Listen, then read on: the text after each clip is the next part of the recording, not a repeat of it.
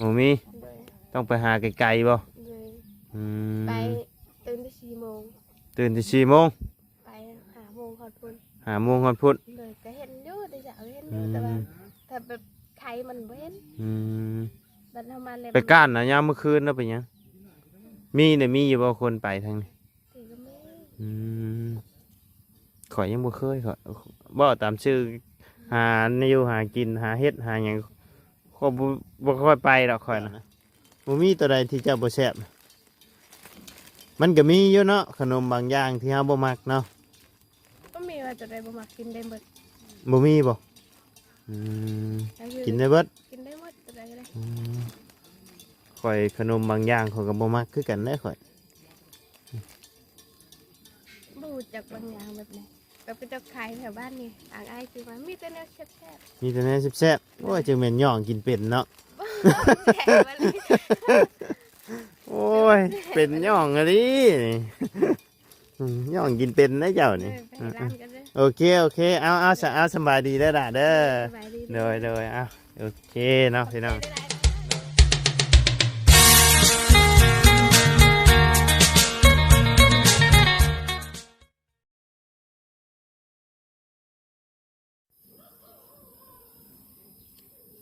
เนาะพี่น้องเลยกับทักทายสบายดีเด้อพ่อแม่พี่น้อง FC เบิร์ดสุกูสู่คนบ่ว่าสู่ในและต่างประเทศกะยินดีต้อนรับเข้าสู่ช่องบ่าวไร่พาลุยคือเก่าพี่น้องเลยเปิดคลิปเปิดภาพมามื้อนี้กะพี่เด้อเนาะพี่น้องเลยอยู่ทางเฮือนน้องพรเพิ่นคือเก่าคือเดิมเนาะพี่น้องเลยหลังจากที่ว่าทางบ่าวไร่ไปดูดน้ำใส่หน้าเนาะไทยให้ไทยหน้าใบให้ทั้งเมียแล้วเนาะทั้งหมอไล่ก็เลยแบะมาหาน้องพรเพิ่นเนาะพี่น้องเลยเพราะว่าเมื่ออื่นนี่ก็สิย่อเฮือนย่อซานเพิ่นแล้วเนาะพี่น้องเลยก็เลยไทยหน้าใบให้เมียพี่น้องเลยมาเบียกก่อนเนาะมาเบียดก่อนพี่น้องกะ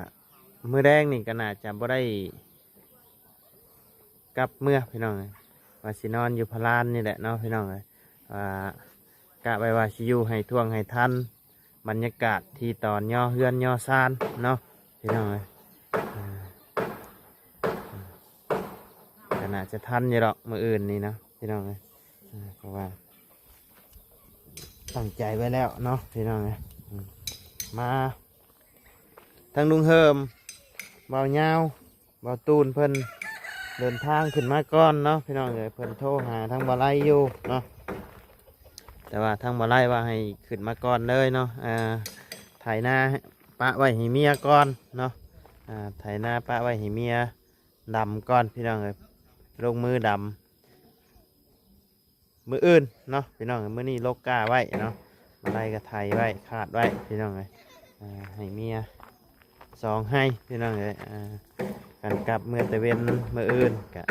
จะได้ออกซอยทั้งเพิ่นโยพี่น้องเพราะว่าเพิ่นกะดำผู้เดียวเนาะโตนเพิ่นพี่น้องเมื่อยได้พี่น้องเฮ็ดนานี่โอ้ทันใจผู้ชูดีเฮ็ดบ่ได้เลยเนาะกลัวสิได้เป็นมิดเข่าแต่ละมิดเนาะพี่น้องลำบากขนาดนั้นแต่ก็ต้องเฮ็ดเนาะพี่น้องบ่เฮ็ดกะบ่มีกินเนาะ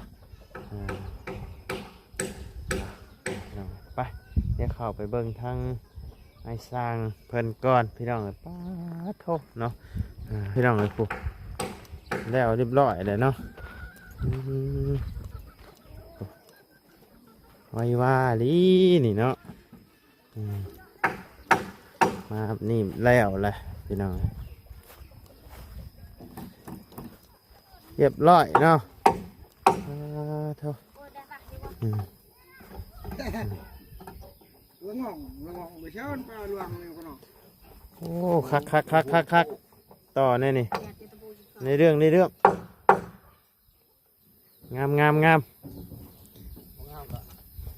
ผ่านคักเอาสบายดีเด้อทางไอ้สร้างเนาะน้อย โอ้ไวดินี่เนาะ ควรอยู่นะ สมควรอยู่เนาะ ของทด โอ้ เป็น สอง ยอง คน แล้ว หน่อยบ่แม่นย่องเจ้าของเนาะ เป็นยองเจ้าของ โอ้ยสมควรอยู่ แต่เฮ็ดกับเฮ้ย หน่อย นี่แหละ คักๆๆพี่น้อง ได้บ่ถึงบ่ตัวนี้เพิ่น บ่ก่อนเดี๋ยวกบไม้ตึง พวกไม่ก็ยาเงินต่อที่มันต้องใส่หลายประจัดไม่บ่ได้แล้ว พอบ่ไหมบ่พอ ให้เอาเงินก่อนเนาะ บ่ถึง ปีแล้ว บ่ถึงบ่ถึง บ่ถึงได้เอามาเซ็นแล้วไปใส่มัน เอาต้นไม้เอาต้นไม้ใช้ก่อน ตัวนี้บ่ได้บ่ตัวนี้ ได้เนาะเอา มันบ่เพื่อบ่มันบ่พอ เอา เอา โอ้ย ให้บ่พอ เอาไปเอาตัวนี้ดูแลนี่ บ่ไม้บ่พอนะครับเก็บใส่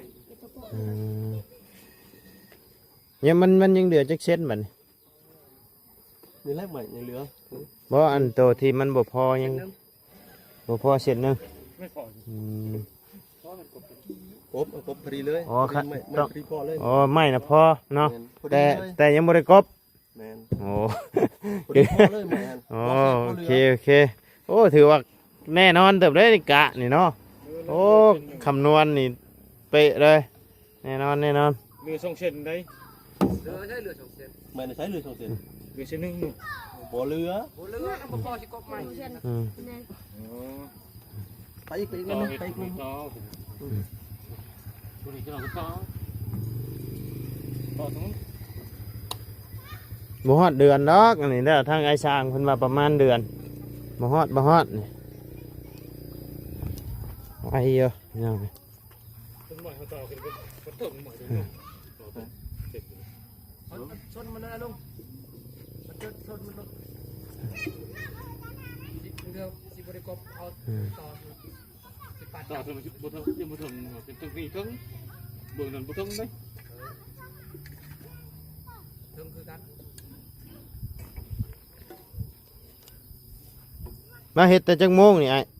มันอยู่7 โมง 8 โมงนี่แหละเนาะ อ๋อถือว่าไวเด้อนี่นะ เป็ดอันนี้8 โมง 10 นาทีแล้วมาออกมาจะเดือด เลย พอลุงไปแล้วว่าจะเป็นจะยงไปยิงไก่ หาไก่ ไก่เสีย ไก่เสียเห็นบ่วะนี่บ่เห็นเลยโยมันก็เช็ดโจรนั่นแหละเนี่ยน่ะ 2 แสนยังบ่ขายนะไก่ตัวโอ้ย2 แสนบ่2 แสนก็เข้าไปนะมันบ่เกี่ยว ไปหาใส่สิเอาอยู่ก็5 เซนก็บ่ได้ เห็นนี่ปะก็เบิ้ลแล้วแต่เขาแต่เขาโอ้จะเห็นนั่นเอง ไก่ได้ไก่เลี้ยงออกตีบ่ ไอ้กำลังคัดเลียตีนะ อื เอาไป ม เราจะตัดมันจะใช้ตะพุ่นบอกอยู่ตะพุ่นบอกเราจะไปบทนี้ตอนนี้ แล้วก็เอาแต่พุ่นมาเลย ตัดตะพีตัดตะพีใส่ เออ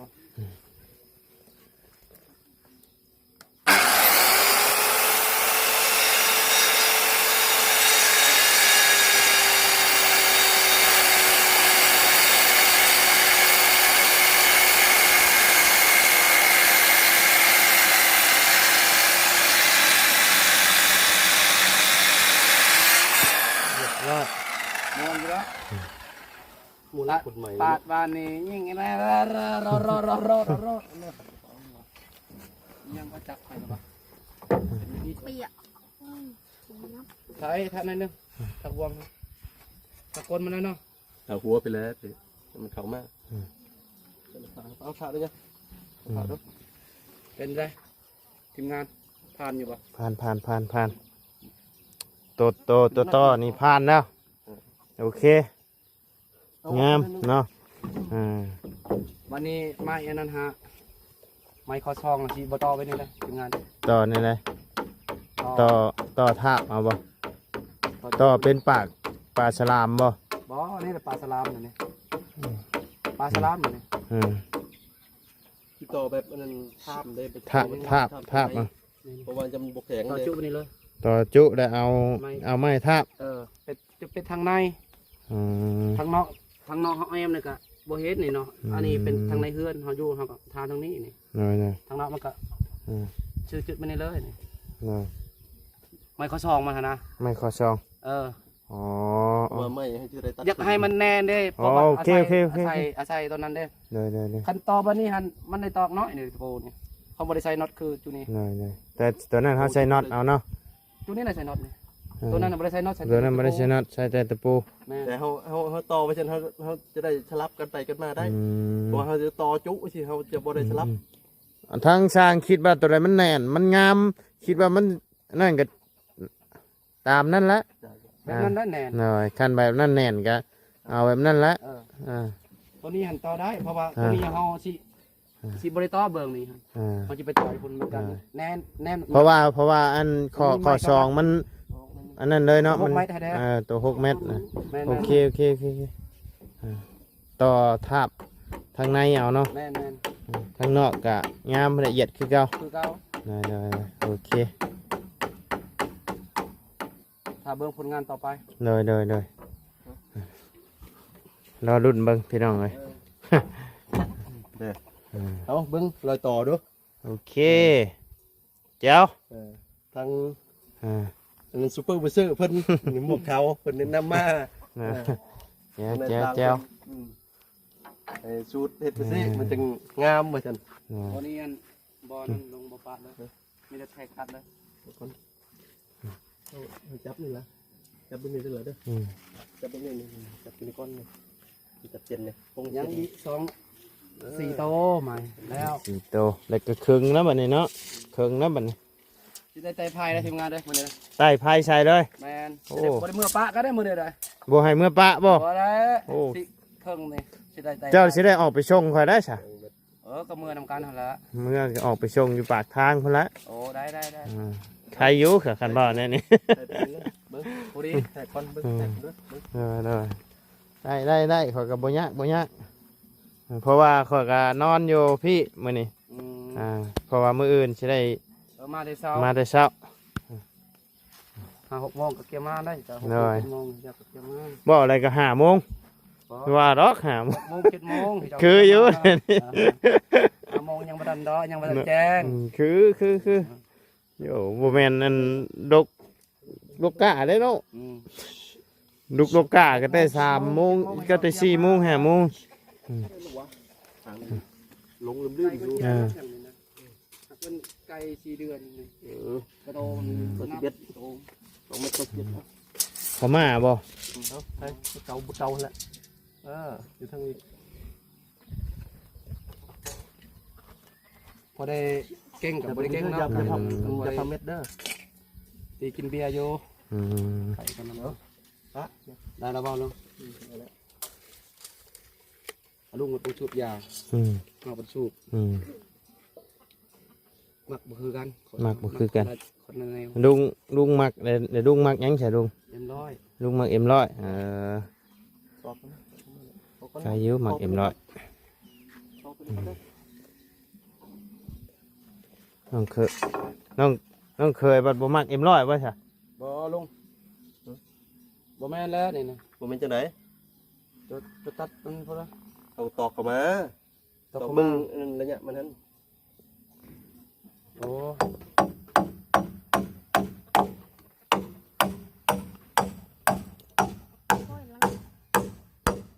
ตะปูก็อ่อนเดี๋ยวนี้เนาะ โอ้ยมันมีหัวดุมนี่ อืม มีหัวนี่มันโคตรแม่นเลยนี่มันมีเป็นบ่จักพานตะปูนี่ อื มัน ม บ่จำได้ชั่วนึงตอกบ่เข้าเด้อ แม่นคันบ่เชียนนี่บ่ได้เด้น เสียนกันบ่เนี่ยโคตรเสียนโคตร ไปตอกไอ้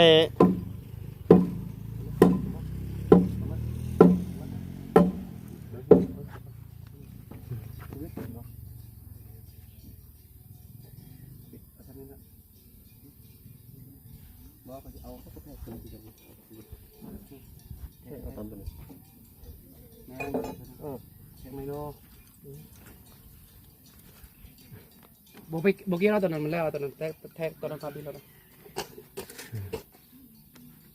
นี่ตามตัวนี้ก็ได้ละตามตัวนี้เด้อตามจับตามตามนี่เด้อ ครึ่งนี่ยันครึ่งยามมื้อคืนเด้นี่เนาะครึ่งนี่ โอ้ เป็นแบบตัวนึงบ่ได้ยังไงสิเป็นปงบ่พอแทกไม้เนาะแทกเนาะ โธ่โหทางน่ะเฮ็ดหยังเด้นี่เนาะ เอ้ยสบายดีสบายดีไปเฮ็ดหยังมากคือเมื่อยแท้เดี๋ยวนี้ ขอได้ไหม บ่ได้เมื่อย เลย นั่งแนมเบิ่งอันเฮือนงามสาวงามบ่ เลย เป็นอะไรความรู้สึกเห็นนะ ดีใจขนาด ดีใจขนาดเลย เลย อ่ เห็นอื่นแห่งดีใจ เห็นมือแห่งดีใจ เลย โอ้ยโอ้ยหน้ามาทางนี้มามันจังบ่มันคือมืดๆทางนั้นอ แล้วมื้อนี้ไอ้ไปให้บ่ ฮะ ไอ้ไปให้บ่ อ้ายคือมาเมื่อยแท้มื้อนี้ ถามลุงเฮิมเพิ่นว่าสิไป บายบ่ถามลุงเฮิมเพิ่นก่อนคันไปก็ไป แปลงเมื่อผักเลยผักเลยเพิ่นก็อยากกิน คันเอามามันสิบ่เหี่ยวบ่เอามามื้อนี้เพราะว่ามื้ออื่นผู้อ้าย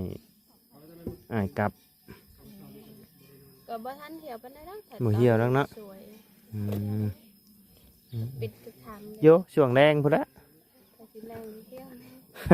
มื้ออื่นแบบถ้าได้ก็บ่มีเวลา แม่นพังเบิ่งลุงเฮิมก่อนลุงเฮิมเพิ่นยังออกไปข้างนอกอยู่พี่น้องบ่ไรมานำหลัง บอกลุงเฮิมบอกทางวัวตูนบ่ยาวว่า ออกไปไถนาก่อนบ่ะ ออกไปไถนาป้าไว้ให้เมียก่อนให้เมียด ดำนา ำแม่นดำหน้าคือกันนั่นแหละ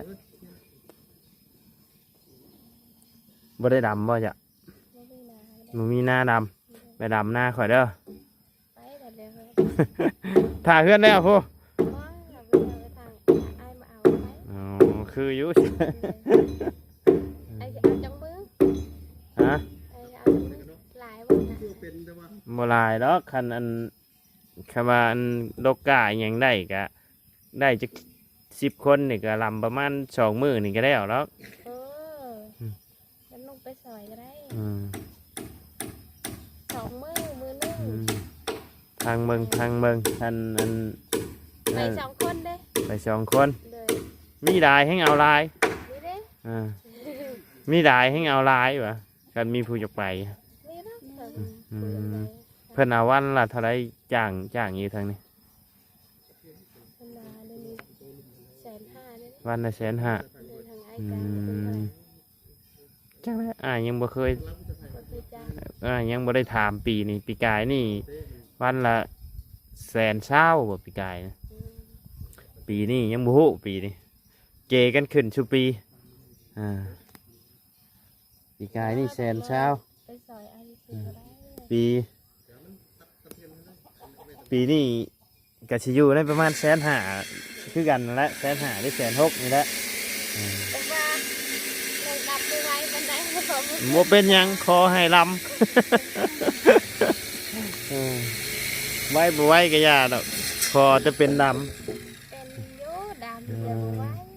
ได้ แต่บางคนเพิ่นดับจึ๊กก็ได้ โอ้ยข่อยแห้งบดมือแล้วข่อยให้ข่อยดำซ่าข่อยกะดำบ่ไว้ อื่นก็จะเอาต่ำเงินบ่คือก็ได้ค่ะไอ้ดำมีไหน เบิ่งก่อน ไป เบิ่งก่อน ไปกลับเด้ ไปกลับบ่ เลย โอ้ยขอยมีเฮือนให้นอนอยู่ เอาไปกลับมันก็กลับมาค่ำมันสิใบบ่ นอนคืนนึงใช่ไหม ในไหนกันเดียวจังว่ากันเดียวจังว่าคันมันยากกะบ่เป็นหยังเนาะมันไกลเด้การเดินทางมันก็ลำบากมันยาก ไปซอยไอ้บ่ยากไปครับ คันใกล้ก็ใครอยู่ดอกอันนี้โดด40-50 ลักเลย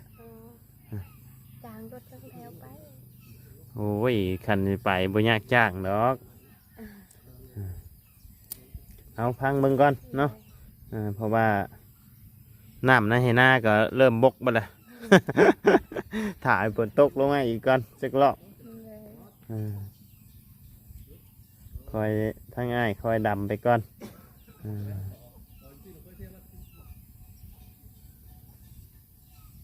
ได้กินข้าวแล้วบ่มันนี่ กินแล้ว กินข้าวกันยังได้ยังกับข้าวชูสร้างเพิ่นกินมัน ตอนช่วยแกงหน่อไม้ ตอนช่วยแกงหน่อไม้ เลยตอนเช้ากินแกงน้อง แกงโน แล้ว เฮ็ดละโงก เลย เฮ็ดละโงกออกแล้วบ่ ออกแล้ว ไผไปหา นี่แหละ เจ้าบ่ได้ไป ไป ไปคือกันอ่า แต่คนที่แปะก็ได้ไปพร้อมกัน ไปหาทางใดน่ะไกลบ่ ทางโคก อันมองไปหาเฮ็ดมื้อนั้นนะ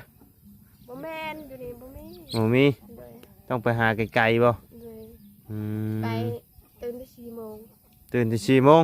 ไป5 โมงขอดพุ่น 5 โมงฮอดพุธ เลยก็เห็นอยู่ได้จะเห็นอยู่แต่ว่าถ้าแบบไข่มันบ่เห็น อืม ดันทำมาเลย ไปก้านน่ะยามมื้อคืนแล้วไปหยังมีเนี่ยมีอยู่บ่คนไปทางนี้ ที่ก็ไม่ อืมข่อยยังบ่เคยข่อยบ่ตามชื่อหาแนวหากินหาเฮ็ดหาหยังก็บ่ค่อยไปดอกข่อยนะหาประมาณอีกอย่างก็ อีกอย่างก็บ่ได้ว่าไปซั่นนะบ่มีเวลาไปอ่า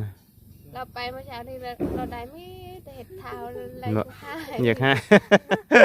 เจ้าเลยค่ะ ได้มีแต่เห็ดงามๆแล้ว อ่ เนาะ า เท้าเราให้เรา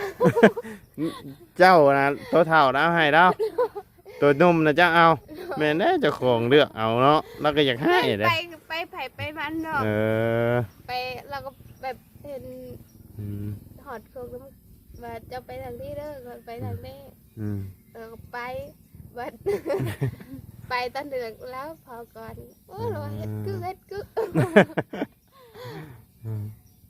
ตัวไปหาแล้วไปหาว่าเห็ดเป็นแถวคุณไหนบอกเป็นร้ายเป็นกวนเรา เออเฮ็ดออกได้เลยเนาะ เลย อืม บัดเมื่อก็ให้เราอยู่แต่จูมมัน อืม โชว์ จะแบ่งให้เรานี่บ่ เลย พอไอ้หมู่ช่องกระตาจังว่าได้ของตัวงามนี่ติ โอ้ยเนาะ ก็ขอเอาสวะว่า ขอเอา ก็ว่าสิให้ติคันบ่ขอก็บ่ให้ ว่า เออ โอ้ยเนาะขอมากก็กินน้ำกันคือเก่าหั่นแหล้ว ว่าใครกินเพื่อนในตู้ เออ เจ้าเอาไปแกงเพื่อนไปตู้อืม เอาแกงเพื่อน แกงอยู่พี่ ตอนแรกนี่มีหยังจะให้เพิ่นกิน ทางอ้ายคนซื้อให้ลาบซีน โอ้คักแล้วซะทางอ้ายเพิ่นว่าสิอยู่ค่ำใต้ไผ่ซะเด้อได้มื้อนี้จะว่าสิได้ย่อข้าวเที่ยงคืนให้เพิ่นนำมาจักบ่ได้อยู่ฮอดเที่ยงคืนแต่ว่าอ้าย เพิ่นอยู่เที่ยงคืนบ่ได้อยู่นำไหน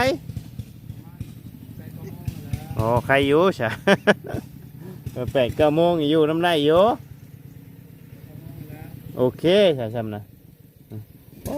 รถคันน่ะโหดดีเนาะชนหอดใบไม้ไปตอกมา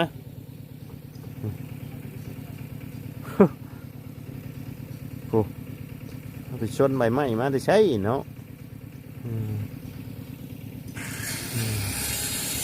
ไว้แล้วเพิ่นเห็ดนี่ทำไม้สาวไม้เฮือน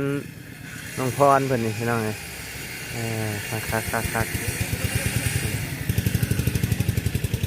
ไปแล้วบัดนี้ยังคนแก่ยังคือมีแต่ใบไม้ ตา ฮะแกเออโอ้สักทีเนาะ เอามืออื่นนี่แห้งชียิ้มเขียวบุบพละมืออื่นนี่เนาะเห็นปูเห็นหยังนี่ก็โอ้ยคักแล้วบัดนี้เห็นอะไรคิดว่าสิมีมื้อนี้อยู่บ่บ่คิด บ่คิดเลยเนาะทางจุอ้ายเข้ามาตอนนั้นเพิ่นเข้ามาอย่างนี้เลยเนาะพ่ออยากโตนเพื่อนแลนหนีเพื่อนตอนนั้นเนาะ ก็เห็นรถอายแล้วก็อยากวิ่งไปนะ พ่ออยากหนีเลย เลย แต่น้องเพิ่นก็ถือว่าใจกล้าอยู่พี่น้องเลยย่านนะตะกี้เนาะทางเป็นตู้เพิ่นก็มานั่งเผาตลอดแล้วพี่น้องเพิ่นย่าน ด่านเพิ่นย่านในทางทีมงานจับหลานเพิ่นไปบ่ฮู้เนาะบ่ติได้พี่น้องทางข่อยคือกันแล้วข่อยบ่ฮู้จักมาแต่ทางไหนมาผัดถามสบายดีอยู่จักมาแต่ทางไหนเนาะ ถามว่ามีไอสิปาดไรอะไรค่ะบ่มีหันไอก ะสิ จนว่าเงินจนมันหักกระตัก คือสิได้ปีแล้วยังสิได้กันเนาะ จักสิหาเงินจัก เอ้าแล้วคือกลับไปกลับมาอยู่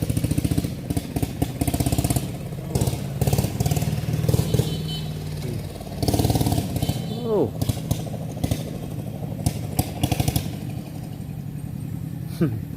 เล่นคักดีเนาะ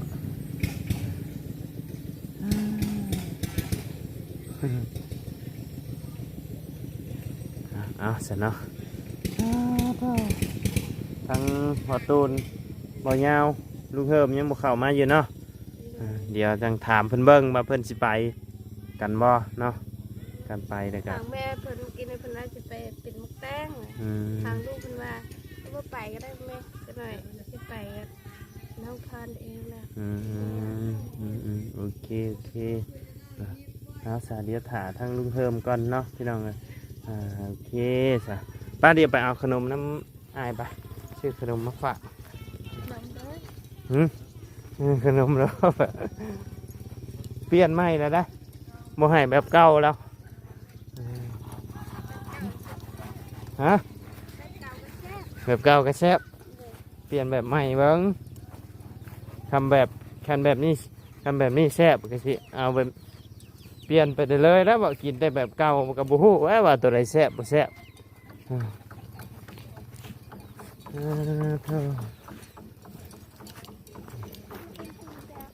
ฮะขาอ่อนเป็นได้คือขาอ่อนฮะข่อยยังไถหน้ามื้อนี้อันแข้งกระดุยเลยเจ็บเลยยังดีแต่ได้ยาทั้งเอื้อยเพิ่นฝากมาให้ท่าใช่เดี๋ยวโอ้เย็นจ่อยเลยคักอะไรวะแซนด์วิชได้มันนี่นะนี่ คักอันนี้ด้วย ชิมเบิ้ง ด้วยทำใจหลายๆได้ ชิมเบิ้งมันจะคือกันกับตัวไอเอลเช่ใช่บ่มันก็บ่คือแล้วตัวนี้มันสิบ่นิ่มบันไดตัวนี้ แซ่บอันนี้ ชิมมึงก่อน ท่านได้กิน เนาะชิมกันกว่าเห็นว่ากันเลย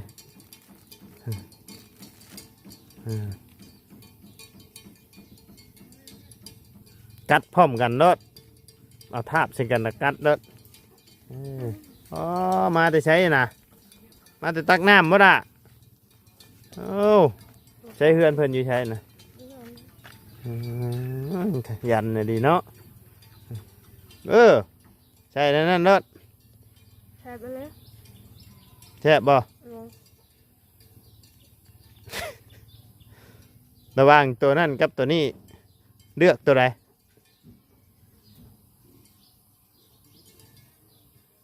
ลวก ให้เลือกตัวใด เติมตัวนี้ เลือกตัวนี้ เลย เอา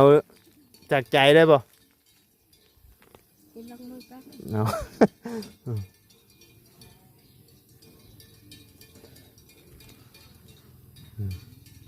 โยไปกัดแต่มองใส่มันก็แซ่บได้บ่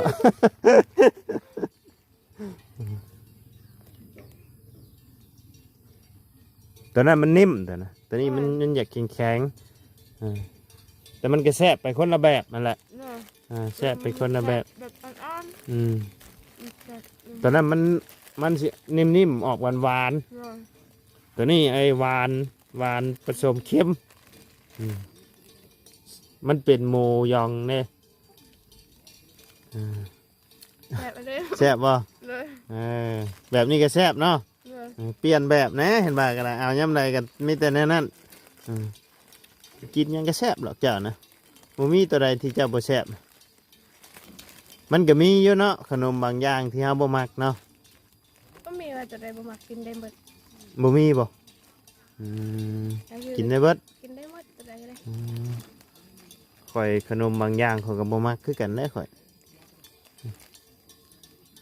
บ่รู้จักบางอย่างแบบนี้แบบไปเจับขายแถวบ้านนี่อ่างอ้ายคือว่ามีแต่แนวแซ่บ มีแต่แนวแซ่บๆโอ้ยจึงแม่นย่องกินเป็นเนาะ ๆแซ่บมาเลย โอ้ยเป็นย่องอะดิย่องกินเป็นนะเจ้านี่ ไปร้านกันเลย โอเคเอาสบายดีเด้อล่ะเด้อ สบายดี โดยเอาโอเคเนาะพี่น้อง ได้หลายไอ้เด้อ โดย แซ่บมาเลย แฉะไปดีเนาะโอ้ยเนาะจะเป็นเพิ่นยั่วกินเป็นพี่น้องเลยเอาพี่น้องโอเคสำหรับพ่อแม่พี่น้องสำหรับคลิปนี้ทางบ่ไร่ก็สิได้ขอจบคลิปลงไปเพียงสำนี้กันเด้อพี่น้องเด้อขอบคุญขอบคุณพ่อแม่พี่น้องและ FC เบิร์ดสุขุสุคนเนาะที่เข้ามาติดตามนะครับชมทางช่องบ่ไร่เนาะถ้าบ่ไร่เว้าอีหยังบ่ถึงบ่ต้องบ่จบบ่งามก็ต้องขอโทษขออภัยนำ พ่อแม่พี่น้องและ FC